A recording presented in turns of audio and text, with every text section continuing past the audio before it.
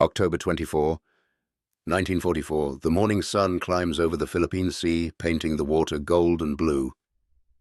150 miles east of Luzon, the flight deck of USS Essex vibrates with the deep rumble of Pratt & Whitney radial engines spinning to life. Commander David McCampbell, 34 years old, climbs into the cockpit of his F-6F-5 Hellcat, the aircraft he's named Mincy 3. Below him, deck crews scramble. Above, radar operators in the Combat Information Center watch green traces multiply across their scopes. 60 contacts, maybe more. Japanese aircraft inbound from the west, heading straight for the American task force. McCampbell checks his fuel gauge. The main tank reads half full. Not enough. Not nearly enough for extended combat. But there's no time. The Japanese are 22 miles out and closing fast. The launch officer's hand spins faster. Faster. Then drops. McCampbell releases his brakes, and the Hellcat thunders down the deck, lifting off into the crystalline morning air. Behind him, his wingman, Ensign Roy Rushing, follows seconds later. They're the first two aircraft off the deck. 5 more Hellcats launch behind them, but those 5 peel away toward the bomber element of the Japanese formation. McCampbell and Rushing, alone, climb hard toward the fighter escort. 40 Japanese fighters, 2 American Hellcats. The odds are 20 to 1. What happens in the next 90 minutes will become the most extraordinary single-mission aerial combat performance in United States Navy history. 9 confirmed kills for 1 pilot, 15 total between 2 men, a record that stands unbroken 80 years later. But this isn't a story about luck or chance encounters. This is about what happens when preparation meets crisis, when training confronts chaos, when one man's skill becomes the difference between catastrophe and victory in the largest naval battle ever fought. If you're enjoying this deep dive into the story, hit the subscribe button and let us know in the comments from where in the world you are watching from today. The war. David McCampbell is fighting in October. 1944 is not the war that began in December 1941. Back then, Japanese pilots were the best-trained naval aviators in the world. They'd been fighting in China since 1937, accumulating combat experience while American naval aviation remained peacetime. Their aircraft, the Mitsubishi A6M0, could outturn anything the United States Navy flew. It was faster than the F-REF Wildcat. It climbed better. Its range was extraordinary. In the early months of the Pacific War, Japanese pilots dominated every engagement, racking up kills with methodical efficiency. American pilots learned painful lessons. The Wildcat couldn't dogfight with a Zero. You couldn't turn with them, couldn't climb with them at low altitude, couldn't match their acceleration. So American tacticians adapted. They studied captured Zeros. They analyzed combat reports. They developed new tactics built around American advantages, speed in a dive, rugged construction, heavy firepower. Most importantly, they designed new aircraft. The Grumman F-6F Hellcat emerged from those lessons. It wasn't the most maneuverable fighter in the Pacific. It wasn't the fastest, but it was designed with a brutal logic to kill Zeros efficiently and keep American pilots alive while doing it. 2,000 horsepower Pratt & Whitney double wasp engine, 6 50 caliber Browning machine guns, 400 rounds per gun, 2,400 rounds total of half-inch ammunition, self-sealing fuel tanks that wouldn't explode when hit, armor plating behind the pilot, under the engine, protecting the oil system, bulletproof glass in the canopy. The Hellcat could absorb damage that would destroy a Zero and keep flying. It could dive faster, hit harder, and, in the hands of a skilled pilot using proper tactics, it could dominate any fighter in the Japanese infantry. By October 1944, American training has evolved too. Pilots spend months mastering their aircraft before seeing combat. They practice gunnery until deflection shooting becomes instinctive. They drill formations until coordinated attacks flow naturally. They learn energy management, altitude advantage, diving attacks that leverage the Hellcat's strengths while avoiding its weaknesses. The average American naval aviator in late 1944 has received roughly 24 months of training. The average Japanese pilot has received 3. The disparity is devastating. Japan lost hundreds of experienced pilots in the grinding battles of 1942 and 43. The Solomons campaign, the battles around Rabaul, the defense of the Gilberts and Marshalls, each one cost Japan pilots it couldn't replace. Not enough fuel for training, not enough time. By October 1944, Japanese aviation units are filled with rookies, young men with minimal flight hours being sent into combat against American pilots who've been practicing air-to-air gunnery for 2 years. The technical skills are missing. The tactical knowledge is absent. Many don't know how to properly lead a target in deflection shooting. Some haven't mastered basic formation flying. They're brave, certainly, determined, willing to die, but courage without skill just means dying faster.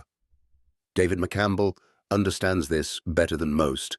He's been flying fighters since 1938, when he earned his wings at Pensacola after the Navy finally recalled him from the reserve. He'd graduated from the Naval Academy in 1933, but the Depression forced the Navy to limit officer commissions. He spent a disappointing year in Alabama, working construction and assembling aircraft, before active duty called him back. Those lost months probably saved his life. If he'd stayed on active duty, he might have been in the Philippines when Japan attacked, might have ended up in a prison camp or dead. Instead, he spent the war's first years learning to fly, then teaching others, then surviving the sinking of USS Wasp by Japanese submarine in September 1942. By early 1944, he's commanding Air Group 15 aboard Essex. 34 years old, older than most fighter pilots with thousands of flight hours and the tactical mind of someone who spent years thinking about how to fight this war. He's made his first kills in June, at the Battle of the Philippine Sea, shooting down 7 Japanese aircraft in one day during what American pilots are already calling the Great Marianas Turkey Shoot. That nickname isn't arrogance. It's an accurate description. American carrier pilots destroy over 300 Japanese aircraft that day, losing fewer than 30 of their own. The kill ratio is devastating. 10-1, 12-1. Numbers that reflect not just better aircraft, but better training, better tactics, better everything. Now, 4 months later, McCampbell is diving toward another Japanese formation, and he knows exactly what he's facing. The odds look terrible, 2 against 40, but McCampbell knows something the Japanese don't. Those aren't 40 skilled pilots down there. They're 40 targets, flying aircraft that can't match his Hellcat's advantages if he fights smart. Altitude equals energy. Energy equals speed. Speed equals life. These are the fundamental equations of fighter combat, and McCampbell has altitude, 7,000 feet above the Japanese formation, climbing hard as they approach. The Zero pilots below are focused on their mission, getting through to the American carriers, dropping their bombs, going home. They don't see McCampbell and rushing above them yet, don't understand the trap they're in.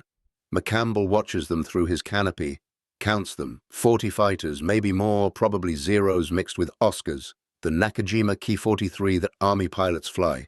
Good aircraft, both of them. Maneuverable, deadly in close combat if you fight their fight. But McCampbell isn't going to fight their fight. He's going to fight his fight. And his fight is pure mathematics. Dive from above, build speed, choose a target, 1 burst, 2 seconds of trigger time, 3 at most, then zoom, climb away before the enemy can react, using that speed to regain altitude, setting up for another diving pass. Again, boom and zoom, the Americans call it. Not elegant, not romantic, just efficient killing, reducing aerial combat to geometry and energy management. He keys his radio, calls to rushing. They've discussed this, practiced it. McCampbell will choose the target, call it out, left or right. That tells rushing which direction McCampbell will dive, which way he'll brake after the attack. Rushing will take a different target, coordinate his brake in the opposite direction. This simple communication solves a fundamental problem in 2 versus many. Combat, friendly aircraft colliding while both dive on the same target. By calling his selection, McCampbell gives rushing freedom to maneuver without worrying about running into his leader. It's a small tactical innovation, but small innovations compound in combat. The difference between life and death often comes down to details. They push over, the world tilts, the Hellcat's nose drops through the horizon. McCampbell advances the throttle to combat power, the big radial engine roaring, pulling them down faster. Faster. The airspeed indicator needle swings right. 200 miles per hour, 250, 300. The controls stiffen as speed builds. Below, the Japanese formation grows larger. Individual aircraft become visible. McCampbell picks his target. A 0 on the left side of the formation, slightly separated from the others. Perfect. He adjusts his dive angle, lines up the gun sight's orange circle. The range closes. 1,200 yards, 1,800. His right index finger rests on the trigger, a button on top of the control stick. 600 yards, the 0 grows large in the sight picture. 500 yards, 400. McCampbell presses the trigger. 6. Browning machine guns hammer. The Hellcat shudders from the recoil. Tracers arc out, every fifth round visible as a streak of light. The stream of bullets walks into the 0. Hits sparkle along the fuselage. The 0's wing catches fire. The fuel tank, no self-sealing bladder to contain the leak. Just raw metal that ruptures when bullets penetrate. Flame spreads instantly. The 0 rolls left, trailing smoke. Going down. McCampbell is already past, pulling up hard, the G-force pushing him into his seat as the Hellcat converts speed back into altitude. The nose comes through the horizon, up, up. He eases the pressure levels at 9,000 feet. Checks his 6. Clear. Below, the Japanese formation is scattered. They know they're being attacked now, but from where? How many Americans? Some are breaking formation, trying to climb, trying to find the attackers. That's exactly what McCampbell wants. Scattered aircraft are easier targets than tight formations. Climbing aircraft are slower, less maneuverable. He's turning their defensive reaction into offensive opportunity. Rushing has scored 2. Another 0 burning, spiraling down. 2 kills in the first pass. The Japanese haven't even reached the American task force yet. McCampbell checks his fuel. Still enough. Checks his ammunition counters. Plenty left. He rolls inverted, pulls the nose down into another diving attack. The same geometry, the same brutal efficiency. Pick a target, dive, shoot, zoom away. He's not thinking about heroics or glory. He's thinking about energy states and firing solutions. His mind works the problem like an equation. Closing speed plus bullet time of flight equals proper lead angle. Current altitude plus dive angle equals speed at intercept point. Everything reduces to numbers. Angles, speeds, the second target never sees him coming. McCampbell's burst tears into the engine. The 0's prop stops windmilling. Without power, without speed, the aircraft stalls. Its snap rolls left and goes into a spin. The pilot might recover at lower altitude, but probably not. McCampbell doesn't watch. He's already climbing, already scanning for the next target, already calculating the next attack. This is the third pass now. The Japanese formation has completely broken up. Some are still heading for the American carriers. Others are trying to form defensive circles, that old tactic where fighters fly in a ring, each one protecting the tail of the aircraft ahead. It works against opponents who try to dogfight. It doesn't work against someone who refuses to enter the circle, who attacks from above and leaves before the circle can respond. McCampbell ignores the circles. He focuses on the aircraft still heading east, the ones committed to their bombing run. He dives on another 0. The pilot sees him coming, this time. Tries to turn, but the defensive brake costs him speed, and McCampbell has too much altitude advantage. The burst walks from the 0's tail forward, ripping through the fuselage. The aircraft breaks apart in midair. 3 kills. Rushing has 3 more. They've been in combat for maybe 10 minutes. The coordination is flawless. Every time McCampbell dives, Rushing dives from a different angle. The Japanese can't track both threats. By the time they react to one Hellcat, the other is already shooting.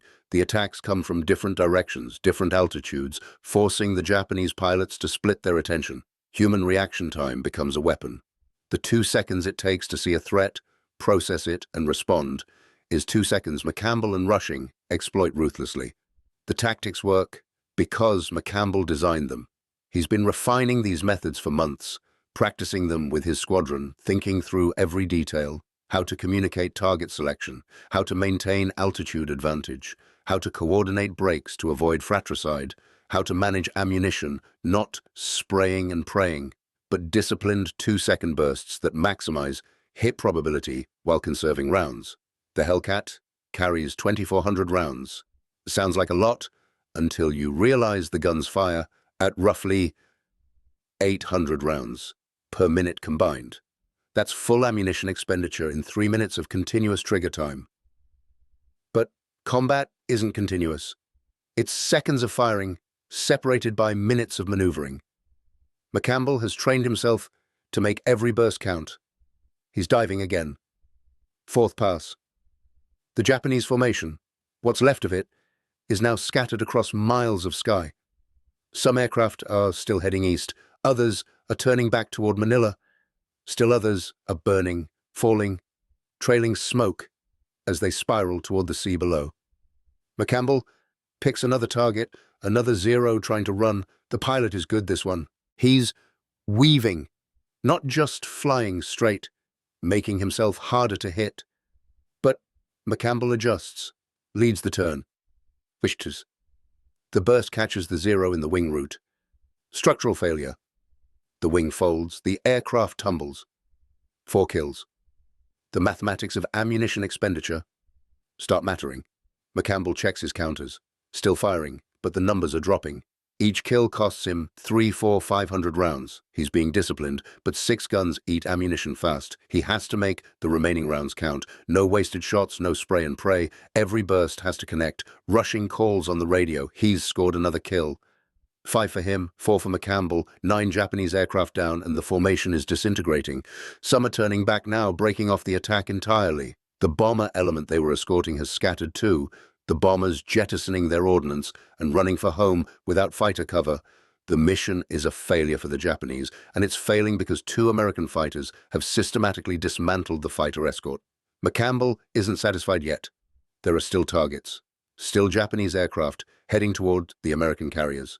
He climbs back to altitude, scans the sky. There, a pair of Zeros, separated from the main group, still heading east. He calls rushing. They'll take them together.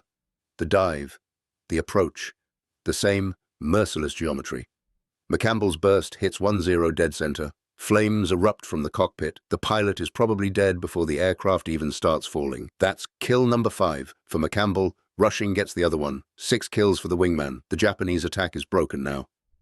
The few remaining fighters are scattered, running, trying to get back to Manila. Some won't make it. They're damaged, engines shot up, controls failing. Others will make it home, but the mission is a complete failure. They didn't protect the bombers, they didn't get through to the American carriers, they just died, traded away for nothing except 2 bullet-riddled Japanese aircraft falling into the Philippine Sea. McCampbell checks his fuel gauge again. The needle has dropped. The main tank is nearly empty. He's running on reserve now. Time to think about getting home. Except there's another group of aircraft ahead, more Japanese fighters, maybe 20 of them, also heading for the American task force. He can't let them through, not when he still has ammunition, not when he still has airspeed. He calls rushing. 1 more pass, maybe 2. Then they'll have to return.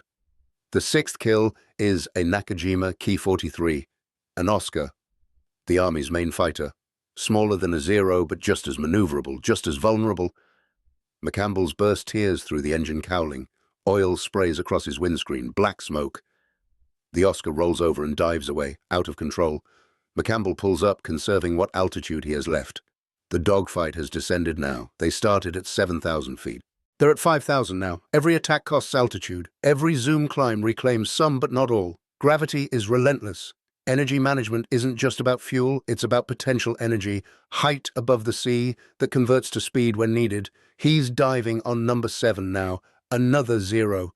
This pilot is better than the others, or maybe just luckier. He sees McCampbell's coming, brakes hard left. The defensive turn costs him speed, but it works.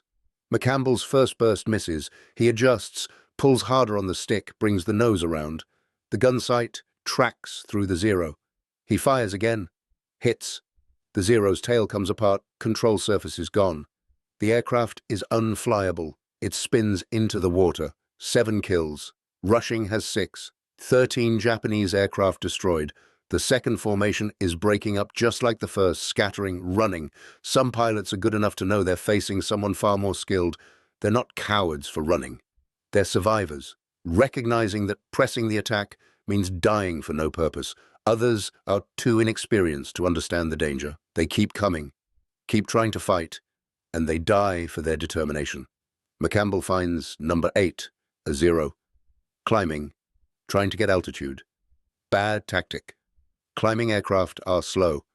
McCampbell has speed from his last dive. He closes the range in seconds.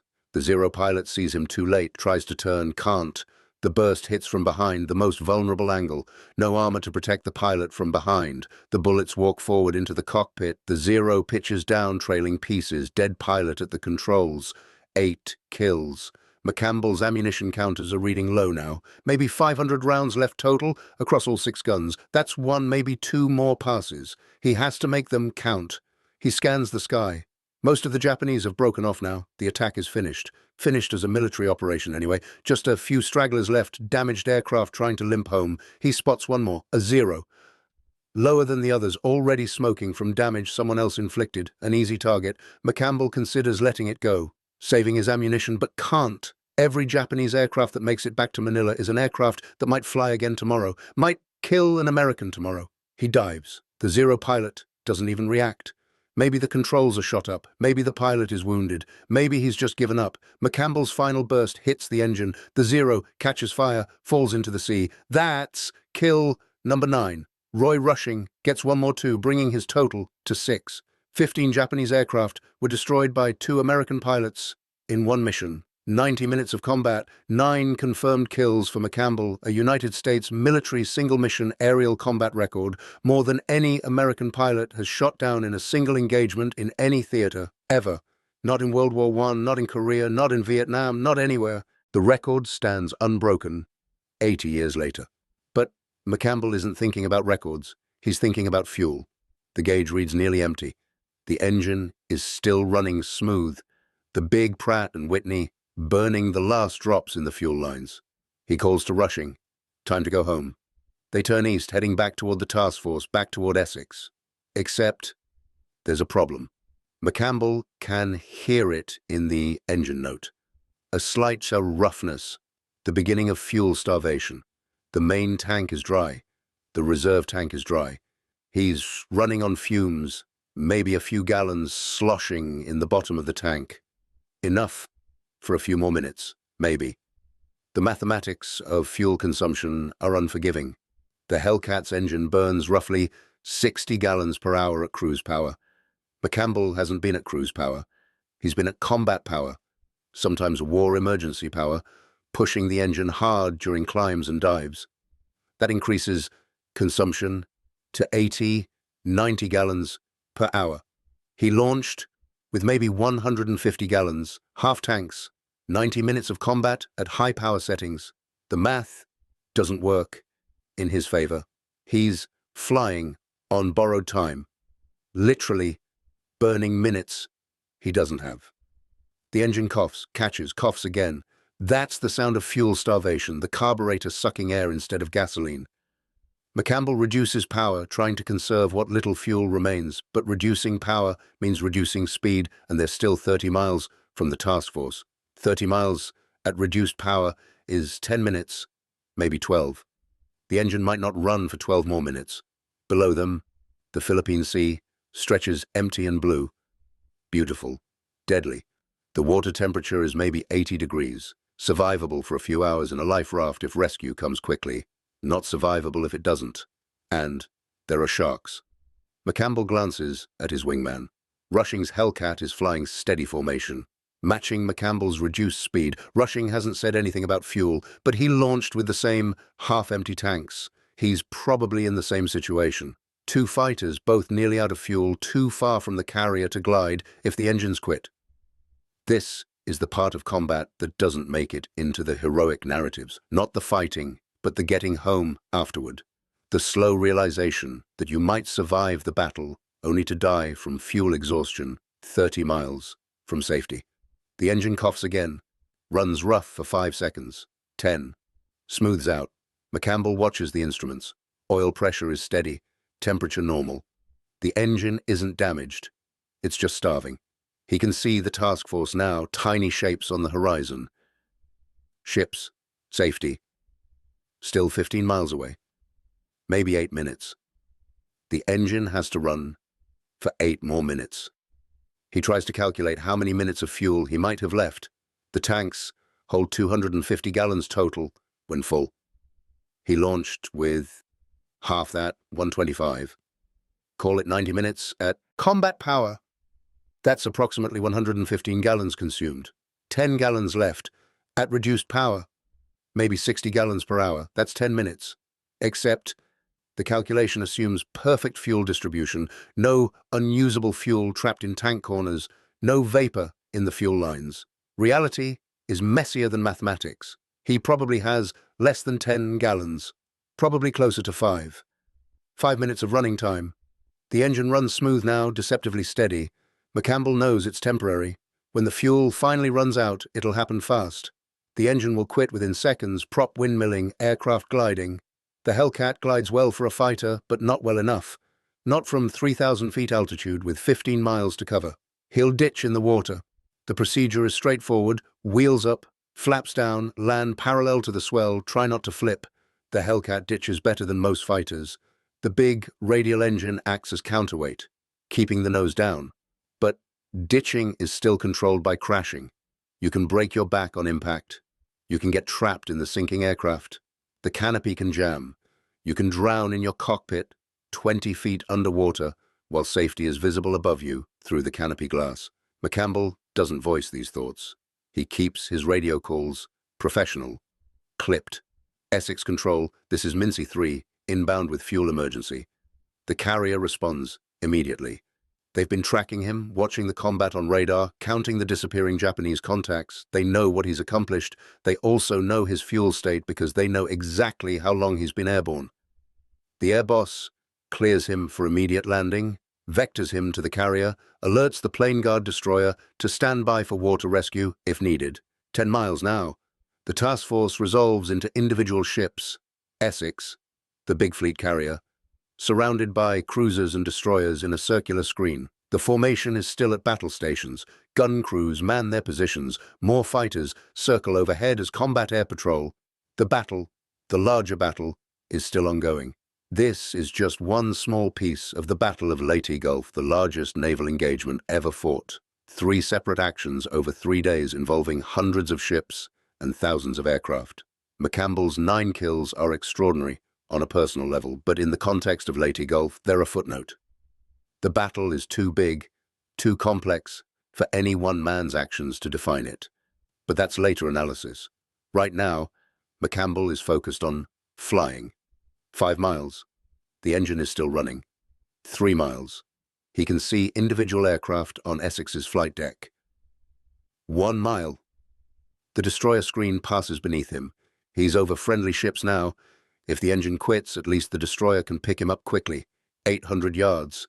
He calls the landing signal officer, ready for approach. The LSO waves him in, paddles guiding him down. 600 yards. The engine coughs, catches.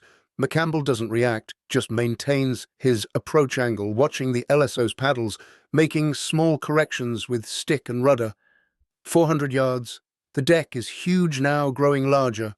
200 yards. He can see the arresting cables stretched across the deck. 100 yards. The LSO gives him the cut signal, dropping the paddles. McCampbell chops the throttle, flares slightly. The Hellcat drops, tail hook extended. The wheels kiss the deck. The hook catches the number 3 wire. The cable snaps tight. The Hellcat decelerates violently, 13 tons of aircraft going from 80 knots to 0 in 2 seconds. The harness straps bite into McCampbell's shoulders. The engine is still running. Amazingly, still burning those last drops of fuel. He releases the hook, taxis clear of the landing area. Deck crews swarm the aircraft, chocking the wheels, signaling him to shut down. McCampbell pulls the mixture to idle cutoff. The engine dies. The propeller windmills to a stop. Silence, except for the wind across the flight deck and the distant rumble of the ship's engines below. He sits in the cockpit for a moment, letting the adrenaline drain. His hands are steady. They're always steady in combat. Shaking only comes afterward, when the body realizes what just happened. If you find this story engaging, please take a moment to subscribe and enable notifications. It helps us continue producing in-depth content like this. The deck crews are already swarming his aircraft, refueling, rearming, checking for damage. They'll turn it around in 30 minutes, ready for another mission. McCampbell climbs down from the cockpit. His legs are stiff from 90 minutes in a cramped fighting position. The air boss is waiting, along with the squadron intelligence officer carrying a clipboard and a camera. They need his combat report. How many kills? What types? Locations, times the intelligence officer is already calculating. 9 kills confirmed, possibly more probables, aircraft damage that might not have made it home. Roy Rushing is landing now, his Hellcat also running on fumes, also catching a wire, also taxiing, clear with just seconds of fuel remaining. The intelligence officer does the math. 15 kills between 2 pilots. It's the most successful fighter engagement of the day, maybe of the entire Battle of Leyte Gulf. McCampbell walks across the flight deck toward the island's superstructure. Around him, the battle continues. More aircraft are launching, more are landing. The air operations are non-stop. Essex will launch and recover aircraft all day, all night, supporting the surface fleet as it fights the Japanese Navy in the waters around Leyte. But for McCampbell, for now, his part is done. He's got 9 kills. He's got enough fuel to make it back. That's a good day. At the ready room, other pilots are gathering, listening as McCampbell describes the engagement. He's not boastful. His description is technical, matter-of-fact. The Japanese formation was scattered. Their defensive tactics were poor. They didn't maintain altitude discipline. He exploited that with diving attacks, using speed and altitude advantage. He carefully managed his ammunition, short bursts, making each one count. The other pilots listen, taking mental notes. This is how you learn fighter tactics in 1944. You listen to the men who've just survived combat, you absorb their lessons, you try to stay alive long enough to develop your own. What McCampbell doesn't know yet, what none of them know, is how this battle fits into the larger strategic picture. The Battle of Leyte Gulf will effectively destroy the Japanese Navy as an offensive fighting force. Japan will lose 4 aircraft carriers, 3 battleships, 10 cruisers, and 11 destroyers. More importantly, Japan will lose hundreds of aircraft and thousands of trained aircrew. The losses are irreplaceable. Japan's industrial capacity cannot build ships fast enough. Its training programs cannot produce pilots fast enough. The mathematics of attrition have turned decisively against Japan. The air war, in particular, has become a slaughter. American pilots with superior training, superior aircraft, and superior tactics are destroying Japanese aviation at rates that defy belief. The Great Marianas Turkey Shoot in June was just the beginning. Here at Leyte Gulf, the pattern repeats. Experienced American pilots against inexperienced Japanese pilots. Rugged American aircraft against fragile Japanese aircraft, coordinated American tactics against desperate Japanese attacks. The results are predictable. McCampbell's 9 kills in one mission exemplify the disparity. He's a well-trained pilot flying a well-designed aircraft using well-developed tactics against opponents who lack training, who fly vulnerable aircraft, who use outdated tactics. The outcome isn't luck. It's systematic advantage compounded across every dimension of aerial combat. When one side has better planes, better training, better tactics, better logistics, better everything, individual engagements become less about chance and more about execution. But execution still matters. Plenty of American pilots fly Hellcats and don't shoot down 9 aircraft in one mission. McCampbell's achievement isn't just about systemic advantages, it's about personal skill, tactical judgment, emotional control under extreme pressure, the ability to stay calm while outnumbered 20-1, the discipline to make every shot count when ammunition is limited, the situational awareness to track multiple targets while avoiding enemy fire. These are individual qualities that training can enhance, but cannot create from nothing. McCampbell possesses something beyond technical skill. He has the killer instinct, the ability to see other aircraft not as machines piloted by human beings, but as targets, problems to be solved, geometry problems that require specific solutions. It's a mindset that separates truly elite combat pilots from merely good ones. The willingness to close to killing range and press the trigger without hesitation. The capacity to watch aircraft burn and fall and immediately move to the next target without reflection or regret. Combat requires this emotional detachment. Thinking about the human consequences while fighting means dying. Later, after the war, some pilots struggle with what they've done. They have nightmares about the men they've killed. They question the morality of shooting down aircraft, knowing that each kill means someone's son, brother, father died burning in a falling aircraft or drowned in the sea. McCampbell will carry his own burden of memory. But in October 1944, aboard Essex, in the middle of the Battle of Leyte Gulf, there's no time for moral reflection. There's only the next mission, the next combat, the next opportunity to kill enemy aircraft before they kill Americans. The Japanese pilot who died in McCampbell's 9th kill of the day was 22 years old. His name was Nakamura Takeshi. He'd trained for 6 months, received his wings 3 weeks before Leyte Gulf, and flew 4 combat missions before he died. He wrote letters home, describing his determination to serve the Emperor, his hope that his sacrifice would matter. His family received notification of his death 2 months later. A brief letter. Killed in action over the Philippines. No details, no body to bury. Just another name on the growing list of Japanese aircrew lost in the doomed defense of the Philippines. McCampbell never learned Nakamura's name, never knew anything about the pilot, except that he flew a Zero and wasn't very good at it. The war reduces human beings to functional categories: enemy, target, threat. That's necessary for survival, but it comes at a cost. The cost is measured later, in the decades after the war, when survivors try to reconcile what they did with who they want to be. For now, though, for today, McCampbell is a hero. The Navy will award him the Medal of Honor for this action.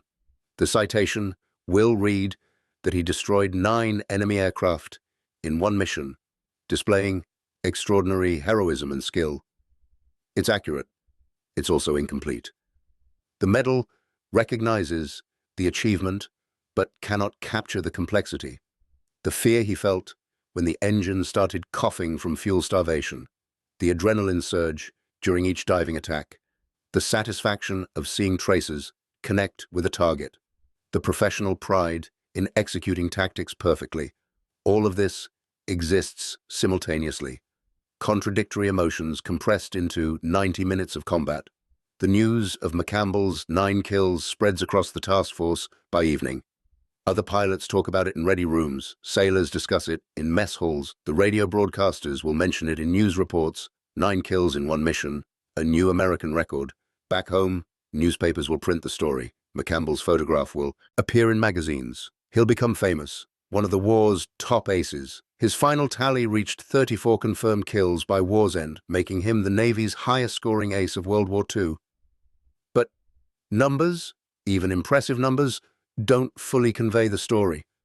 The 34 kills represent 34 aircraft destroyed, approximately 34 enemy pilots killed or captured, but more importantly, 34 sorties that didn't reach American ships, didn't drop bombs on American sailors, didn't strafe American troops.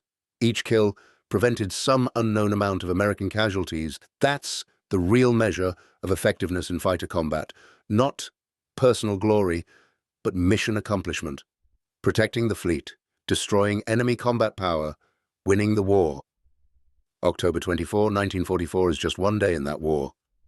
The Battle of Leyte Gulf continues for 2 more days. More aircraft will launch, more will be shot down, more pilots will die on both sides. The Japanese will introduce a new tactic at Leyte Gulf: deliberate suicide attacks, kamikaze, divine wind, pilots deliberately crashing their aircraft into American ships. It's a sign of desperation, born from recognition that conventional tactics aren't working. When your pilots can't match enemy skill, when your aircraft can't match enemy performance, when your industrial capacity can't replace your losses, you adapt. You find new tactics, even if those tactics mean certain death for the pilot. The kamikaze attacks will change the character of the air war in the Pacific. Fighter pilots will face a new challenge: intercepting aircraft flown by men who don't care about surviving. You can't intimidate someone who's already accepted death. You have to destroy their aircraft before they reach the fleet. The mathematics of interception become more urgent. Every Japanese aircraft that penetrates the fighter screen is a potential kamikaze. Every miss is potentially an American ship damaged or sunk, potentially hundreds of American sailors killed. McCampbell will fly against kamikazes in the months ahead. He'll shoot down more aircraft, adding to his total. But the character of his combat will change. The early war involved dueling with enemy fighters, tests of skill and tactics. The late war involves interception, shooting down aircraft before they can crash into ships. It's less elegant, more desperate. The psychological dimension changes too. Shooting down a fighter pilot who's trying to kill you feels like fair combat. Shooting down a kamikaze pilot who's already committed to dying feels different, necessary, but uglier somehow. The war grinds on. By December 1944, McCampbell is promoted to captain, still young for that rank, just 35 years old. By March 1945, he rotated back to the United States, his combat tour complete.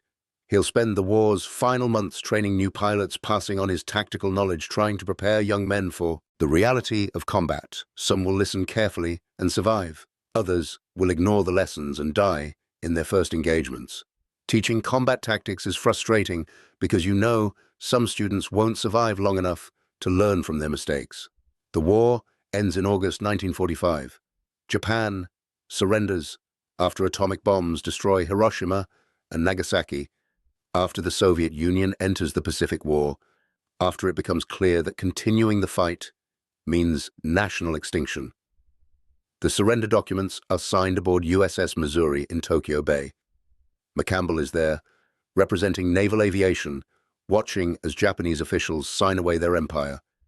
It's a moment of triumph, but also profound relief. The war is finally over. No more missions, no more combat, no more watching friends die. McCampbell remained in the Navy for another 11 years, commanding air groups, serving on carriers, rising to captain and eventually Commodore.